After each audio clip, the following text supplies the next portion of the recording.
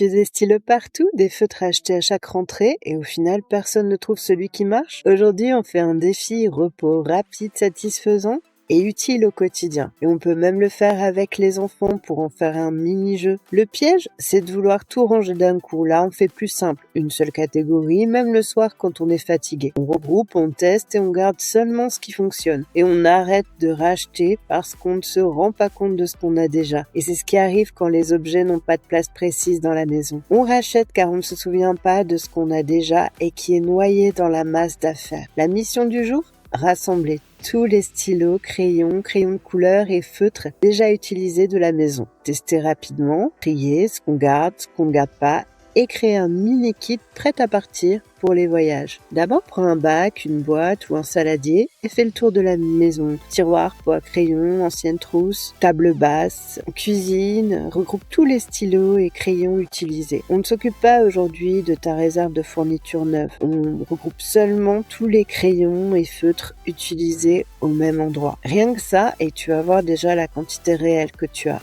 On ne juge pas, on observe. Maintenant, on teste vite par catégorie. Pour les stylos, un gribouillis sur une feuille de brouillon, c'est-à-dire un papier recyclé. Pour les feutres, un trait rapide, couleur visible, c'est ok. Pour les crayons, s'ils sont trop courts, cassés ou inutilisables, on les met de côté. Donc on garde ceux qui écrivent bien, les feutres encore bien pigmentés, les crayons agréables, pas cassés, et on se sépare des stylos cassés qui ne marchent plus ou qu'un peu, des feutres secs sans capuchon ou qui bavent, des crayons cassés inutilisables. Et si tu as des enfants, tu peux transformer ce tri en un mini-jeu. Tu peux leur dire votre mission, trouver ce qui marche et sauver les meilleurs. Ils testent, ils remettent les capuchons, ils trient par couleur et ils taillent les crayons avec un taille-crayon adapté à leur âge. Résultat, tu fais du tri et tu les responsabilises. Tu peux préparer, si tu as des enfants, le kit pour voyage, resto, salle d'attente, prêt à partir. Tu choisis une sélection de petits crayons, ceux qui sont courts mais encore utiles, et tu peux les mettre dans une mini trousse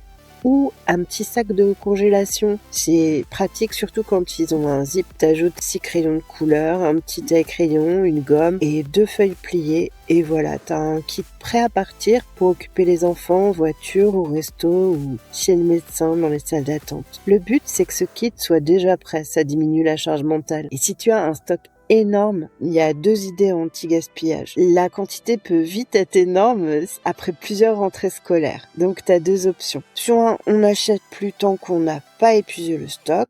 Tu ranges ton stock par catégorie et tu fais une règle simple. La règle simple, on utilise d'abord ce qu'on a, ça évite les achats doublons et ça fait de la place. Option 2, intégrer ce stock à ta déco en les triant par couleur façon arc-en-ciel. Tu peux recycler des bocaux transparents. C'est joli, ça sert et ça te rappelle que tu as déjà tout ce qu'il faut. Pour ranger, fais simple. Un pot pour les stylos du quotidien dans le salon, un sur les bureaux, un dans la cuisine si tu y as ton calendrier ou près du téléphone fixe, un endroit pour les feutres, un endroit pour les crayons de couleur et le kit de voyage à part. L'objectif, c'est que tout le monde sache où ça va et que ce soit facile à remettre. Et voilà, en quelques minutes, tu viens de supprimer une source de mini-stress quotidien. Moins de bazar, moins d'achats inutiles et des fournitures qui marchent vraiment. Dis-moi en commentaire combien de feutres, stylos, crayons tu as retrouvé et abonne-toi pour continuer le défi. Une mission par jour simple et efficace. Clarifie ta vie et vis en harmonie.